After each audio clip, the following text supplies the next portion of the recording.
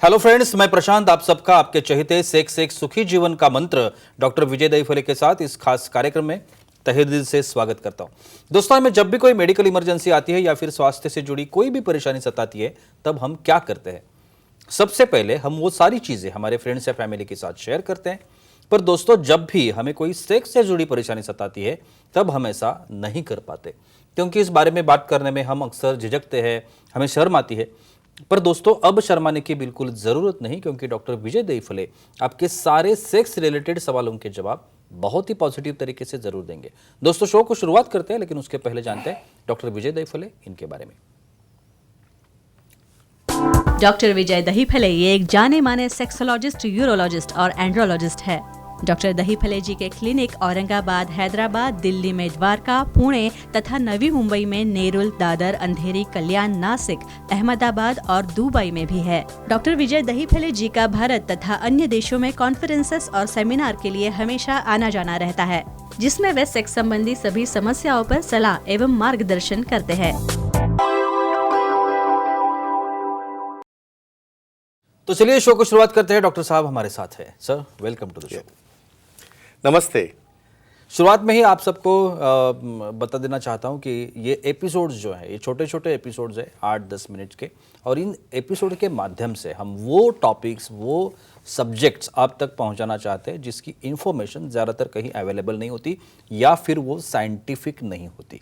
आज का जो टॉपिक हमने लिया है इस एपिसोड का, वो है सेक्सुअल डिस्फंक्शन और ऑर्गेज्म या तृप्ति, इसके बारे में।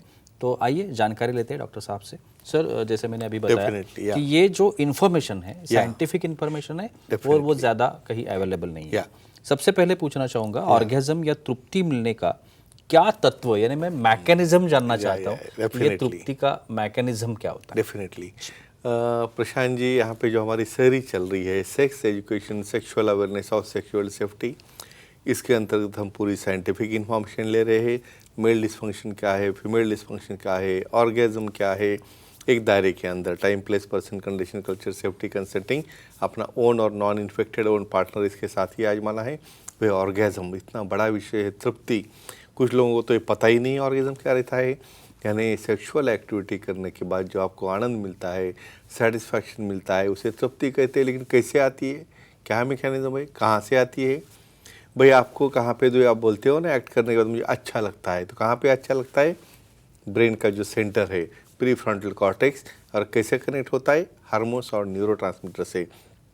तो क्या मैकेनिज्म आ गया यहाँ पे? ब्रेन का सेंसेशन आने के बाद इरेक्शन हो गया, उसके बाद में एक्ट शुरू हो गया, और एक्ट के बाद में वहाँ के जो पेल्विक फ्लोर के मसल कॉन्टैक्ट होने के बाद बल्बर यूरेथ्रा को कॉन्ट्रैक्शन होने से जो वीर्य बाहर निकलता है पल्सटाइड मेथड से, ये मेल ऑर्गेज्म हो गया। और फीमेल में क्या हो रहा है? यहाँ पे ब्रेन से वहाँ पे सेंसेशन आ गई, क्लैटरल स्टिमुलेट हो गया, निपल स्टिमुलेट हो गए, और वहाँ पे पेल्विक फ्लोर और वजाना का पार्ट कांटेक्ट हो रहा है, पेल्विक फ्लोर ओपन और क्लोज हो रहा है। यहाँ पे पार्टनर को उसका ग्रिपिंग सेंसेशन आता है, इसे कहते हैं ऑर्गेज्म। और इस तरह से मेल और फीमेल में ये ऑर्गेज्मिक मैकेनिज्म न्यूरोट्रांसमीटर और हार्मोन से होती है। ये आपको साइंटिफिकली मालूम होना बहुत ज़रूरी है। बिल्कुल सर, लेकिन अभी आपने बताया कि ब्रेन को ये सेंसेशन होता है। करेक्ट। फिर ये कौन सा पार्ट से हम तृप्ति लेते हैं? ब्रेन से लेते हैं या फिर पार्ट से लेते हैं जो सेक्सुअल एक्टिविटी के पार्ट से, ह्यूमन बॉडी के? तो तृप्ति मिलती कहाँ से है? यानी ये समझो वैजाइनल पार्ट हो गया, क्लैटरल हो गया, वो छोड़ के और कहाँ से? जी बिल्कुल। देखो, जब निसर्ग ने बॉडी बनाई है, हर एक को एक ट्रांसमीटर बनाया है, एक सेंसर बनाया है। देखो, समझो फॉर एग्जांपल फीमेल्स के इसमें हम डिस्क्राइब करेंगे कहाँ पे सेंसेशन आना चालू होता है। डायरेक्टली आके एक्ट करना है, वहाँ पे एंजॉयमेंट मिलता है, ऐसा नहीं है। पहले लिप्स हो गए, बहुत सेंसिटिव रहते हैं, सिर्फ स्मूचिंग से या किसिंग से या टंग से, वहाँ पे लिकिंग करने से सेंसेशन आते हैं। नेप ऑफ नेक, यानी नेक की हमारी साइड वाली जो बॉर्डर है, वहाँ पे भी सेंसेशन काफ़ी ज़्यादा है। कॉलर बोन और ब्रेस्ट का अपर पार्ट, वहाँ पे फोर प्ले करने से निपल और एरियोला, वहाँ से भी सेंसेशन काफ़ी स्ट्रांग जाते हैं। और उसके बाद में आ गया पार्ट कौन सा? तो बटक रीजन है, और proper clitoral region, labia majora, minora, G point, vaginal part, buttocks and calf and foot region. इतने रीजन पे स्टिमुलेशन देने के बाद भी पार्टनर एक्टिवेट होता है, और यहाँ पे भी ऑर्गेज्म इनको मिल सकता है। सर हमारे कुछ ऑडियंस है हमारे Yeah, साथ, वो भी सवाल करना definitely, चाहते हैं। yeah. सुयश जी है जलगांव से, उनका फोन है। सुयश जी पूछिए, क्या सवाल है आपका? हेलो सर, बोलिए। बोलो। कौन से सेक्स पोजीशन में ऑर्गेज्म ज्यादा अच्छा मिलता है?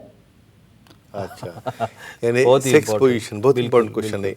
अभी यहाँ पे प्रशांत जी आपको बोलना चाहता हूँ, 476 पोजीशन दिए है। किस लिए दिए है? वही मिशनरी पोजीशन, यानी फीमेल पार्टनर लाइंग डाउन है, मेल पार्टनर एक्शन में है, वही पोजीशन में वहाँ पे एंजॉयमेंट नहीं आता है। तो कौन से और पोजीशंस है? यहाँ पे डॉगी स्टाइल पोजीशन है, जहाँ पे टोटल 90 डिग्री का रोटेशन होता है, फ्रिक्शन पॉइंट चेंज होता है। दूसरा क्या आता है? फीमेल ऑन टॉप जितने पोजीशंस है उसमें भी फ्रिक्शन पॉइंट चेंज होता है। बहुत बार काउगर्ल पोजीशन है, रिवर्स काउगर्ल पोजीशन है और स्पूनिंग पोजीशन है। इतने काफ़ी पोजीशंस है। हमारी सुखी जीवन के मंत्र की बुक में इसका बहुत कंप्लीट ब्यौरा दिया है, वो उसको रेफर कर सकते हैं। सर बहुत बार ऐसा होता है कि फीमेल्स को या ऑर्गेजमिक डिसऑर्डर्स होते हैं, तो ये क्या होता है? इट इज़ वेरी कॉमन जी। आपको बहुत बार ऐसी कंप्लेंट आती है पार्टनर की कि मुझे इंटरेस्ट ही नहीं सेक्स करने में। क्यों नहीं है इंटरेस्ट? ऑर्गेजमिक डिसऑर्डर मतलब क्या कि इवन सब तरह से मेल पार्टनर ट्राई कर रहा है, फिर उसको स्मूचिंग हो गया, लिकिंग हो गया, इवन फोर प्ले हो गया और एक्ट भी करना शुरू है, लेकिन इवन 5-10 मिनट के बाद भी वहाँ पे फीमेल को सेंसेशन नहीं आ रहा है, उसको सेटिस्फैक्शन नहीं मिल रहा है। क्यों होता है ऐसा? पोस्ट मीनोपॉजल, यानी धीरे धीरे से जब मीनोपॉज होता है, जब वहाँ पे उनकी जो महावरी जो है निकल जाती है, तो हार्मोनल चेंजेस होते हैं, ईस्ट्रोजन प्रोजेस्टेरोन की मात्रा बदल जाती है, न्यूरोट्रांसमीटर में प्रॉब्लम आता है, इसकी वजह से उन्हें सेटिस्फैक्शन नहीं मिलता है। इसे कहते हैं फीमेल अनऑर्गेज्मिया। और ऐसे केसेस को भी बहुत अच्छी ट्रीटमेंट है, जी पॉइंट एनहांसमेंट करके आपको इसका काफ़ी अच्छा रिजल्ट मिलता है। बिल्कुल। सर मेल ऑर्गेजमिक, अभी फीमेल के बारे हो में गया आपने फीमेल बताया, का, या तो ये मेल के बारे में भी होता है, Yes, उसके बारे में वेरी बताइए। कॉमन, वेरी जी, कॉमन। जी। और मेल में क्या होता होगा? तो इसमें डिलेड इजैकुलेशन, मतलब भाई कोई भी कारण हो, बहुत बार उसकी सर्जरी हुई है या प्रोस्टेट का ऑपरेशन हुआ है या वहाँ पे इन्फेक्शन हुआ है या और कोई भी न्यूरोलॉजिकल कॉज हो सकता है, भाई एक्ट करना शुरू है, जब तक इजैकुलेशन नहीं होता तब तक मेल पार्टनर सेटिस्फाई नहीं होता।